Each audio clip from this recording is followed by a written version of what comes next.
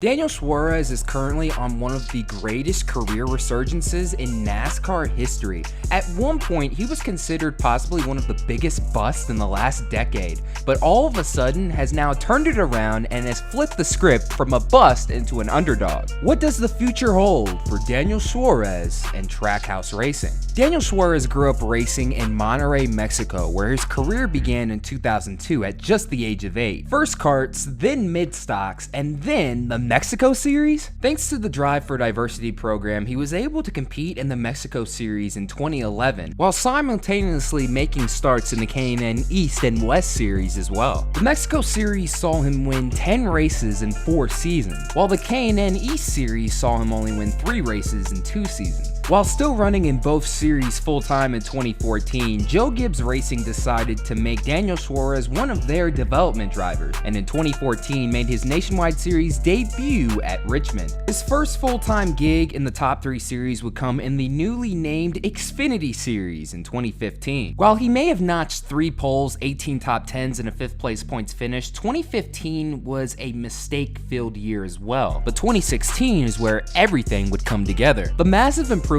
from his rookie season showed right away, beating Kyle Busch for his first career win at Michigan, as well as advancing to the round of 8 at Dover in the fall. He even made some select truck starts, scoring his first career Truck Series win at Phoenix. The potential was coming to fruition, and the 2016 Xfinity Series finale would be the ultimate test, the Championship 4, where his teammate Eric Jones made it in as well. While Suarez was in the lead coming to 10 laps to go, a Ray Black Jr. spin would change everything, not only causing the caution, but also forcing everybody to pit. Even though Eric Jones had beaten everybody off of pit road, he unfortunately was going to be stuck behind the very slow 14 car of Cole Witt, who had not competed in the top 10 all day. He spun the tires. Elliott Sadler goes by right when they get to the start-finish line. Here comes the 19. Daniel Suarez trying to go to the high side. You absolutely called it, Jeff. That really helped out the 19 and the 1 on the bottom lane. Daniel Suarez went on to win the 2016 NASCAR Xfinity Series championship pretty much unchallenged in the final laps, becoming the first Mexican-born champion in the series history. Rumors of him going to the second Furniture Row entry as well as staying in the Xfinity Series were floating around in 2017.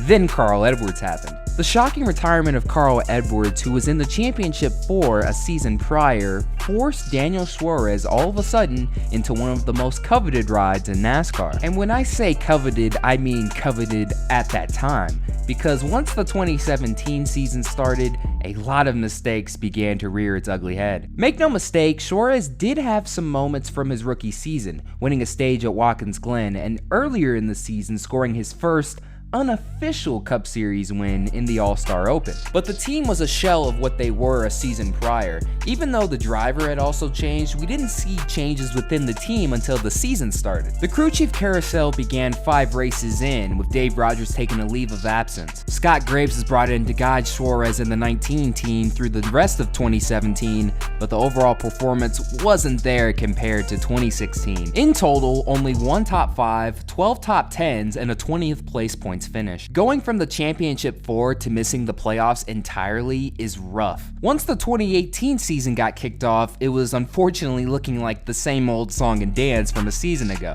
First of all, the performance really didn't improve that much from a season prior. As a matter of fact, there was some actual regression here. And number 2, another crew chief carousel was taking place. Dave Rogers had replaced Scott Graves later on in the season, but it was already too late. Suarez's only highlights from 2018 included a pole, his first career Cup Series pole at Pocono, as well as scoring a runner-up finish in the same race. But overall, it was another lackluster year. 3 top 5s, 9 top 10s, and this time a 22nd place points finish. Suarez announced in September that his time with JGR was over, but he quickly landed on his feet with another competitive team, Stewart-Haas Racing. Once again, Suarez was brought in to replace another former Cup Series champion, this time being Kurt Busch. If he wanted to prove he deserved a seat with an ultra-competitive team, now was the perfect opportunity, and at first, it seemed it was going to be very promising. The first 16 races of 2019 saw him as high as 12th in the standings. This was a massive improvement from the past couple of seasons prior. It was looking as if Suarez had turned the corner. He was finally gonna point his way into the playoffs. Little did we know at the time, this would be his peak. Around the halfway point in the season, inconsistency began to re-emerge, and Suarez would miss the playoffs entirely in 2019. 4 top 5s, 11 top 10s, and a 17th place points finish. But if you ask anybody what they remember the most from Daniel Suarez's 2019 season, it would be all of the fights and arguments he was involved in. Despite 2019 being Daniel Suarez's best Cup Series season in almost every category statistically, he was still let go from Stewart-Haas Racing. Their Xfinity Series driver for the past couple of seasons, Cole Custer, was going to be promoted to the Cup Series 41. Just like that, in the span of 3 seasons, Suarez had lost 2 competitive rides, and come 2020, it seemed like his career was straight up out of luck at this point. Good news is he was back with the Toyota camp. The bad news is it was with Gaunt Brothers Racing. They missed the 2020 Daytona 500 but competed in every single race after that. Unfortunately, this team wasn't really that competitive and more of a field filler, and the final result was 0 top 10s and 35 starts. After it was announced that Suarez wasn't returning to Gaunt Brothers in 2021, many fans, including myself, were asking where his career was going. It seemed like yesterday he just got into the Cup Series and has already been with 3 teams in 4 seasons. We now arrive to the Trackhouse Racing era. In October of 2020, Justin Marks had announced he would be opening up his very own Cup Series team in partnership with Pitbull. And the best news of all was that they were going to tap Daniel Suarez to drive for them in their inaugural season in 2021. For the first time in his Cup Series career, Daniel Suarez was finally going to be the sole focus of the team. In many ways, at Joe Gibbs Racing and Stewart-Haas Racing, he was just another guide to them. This was the perfect opportunity for a career resurgence, and although the team and himself looked very promising during Speed Week at Daytona, they ultimately got caught up in that lap 13 fiasco, and unfortunately were back to square one. Their 2021 season opener may have ended to no fault of their own, but overall, their 2021 season has been pretty awesome for a new team. Just like 2311, Trackhouse has its very own alliance, only this one's with Richard Childress Racing.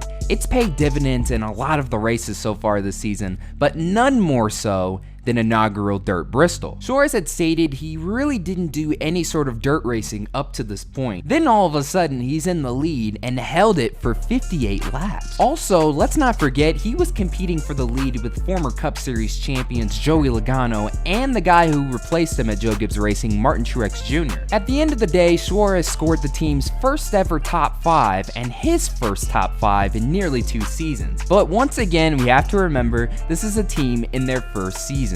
And for the most part, they have gone through a lot of growing pains. The only difference is some of their struggles are obviously not going to be as publicized because, quite frankly, they didn't do a whole lot of talking during the offseason like 2311 did. If you polled fans in the offseason and asked which team you thought would do better up to this point, many were probably going to pick 2311. But so far, the edge goes to Trackhouse, and that's just barely. Their first top 15 came in the 3rd race of the season at Homestead, whilst Trackhouse came later in the season. They've outperformed 2311 in nearly every single stat category. But at the moment, Bubba Wallace sits just 5 points ahead of Daniel Suarez in the point standings, 21st and 22nd. But in the realm of public opinion, so far Trackhouse Racing has been the best next-gen team, bar none. In my opinion, Daniel Suarez has been a driver that has been treated very unfairly at some points. Sure, the performance hasn't been there sometimes, but it also doesn't help when you constantly have a crew chief carousel going on within your team, and you're jettisoned from that team after either 1 or 2 seasons. For the first time in his Cup Series career, Suarez is in a very comfortable situation. He's with a team that is definitely not going to be rushing anything. They're very aware that it's going to be a while before they're consistently running inside the top 10. It's looking like Daniel Suarez is going to be their guy for quite some time, and that's all he needed really. He never needed the best equipment. He's already had some of that, and look what's happened. What he needed was a team that actually believed in him. And the best thing about all of this is that Trackhouse Racing is looking to really compete in the future. It was recently announced that they are currently looking at the possibility of opening up